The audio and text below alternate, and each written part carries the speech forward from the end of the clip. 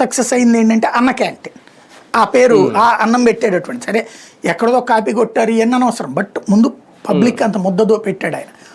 అది గుర్తుకొస్తుంది. చంద్రన్న క్యాంటీన్ అని పెట్టుకోవాలి నన్ను అడిగితే.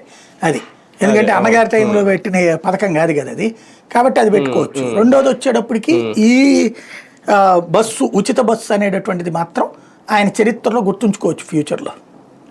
మహిళలకి మీరు అన్నట్టు మంచి సాధికారత, అలాగే మంచి వెసులుబాటు. కానీ ఇంతకుముందు జగన్మోహన్ రెడ్డి హయాంలో వాహన మిత్ర అని 10,000 ఇచ్చేవారు సార్ వీళ్ళకి, ఆటో కార్మికులకి. ఇప్పుడు ఆటో వాళ్ళకి ఒక ప్రత్యామ్నాయ మార్గం చూస్తామని చెప్పి ఆ మధ్యన పయ్యావుల కేశవ్ గారు చెప్పారు. కానీ దాని మీద ఇంకా అధ్యయనమే నడుస్తుంది. ఈ లోపల పథకం అయితే ప్రారంభమైపోయింది. వాళ్ళు ఇబ్బందులు ఏమైనా ఎదుర్కోవాల్సి వస్తే కొన్ని రోజులు. ఇక్కడ చిన్న టెక్నిక్ కావాలని ఆపారనుకుంటున్నాను నేను. ఇందులో అధ్యయనం చేసేది నా బొంద 20,000 ఇస్తానన్నారు వీళ్ళు, ఆయన 10,000 ఇచ్చాడు కాబట్టి. వీళ్ళు ముందే ఇచ్చేసారనుకోండి అలవాటు పడిపోతారు. ఒక ఏడాది ఎగ్గొట్టేశారు తెలివిగా అధ్యయనం పేరుతో.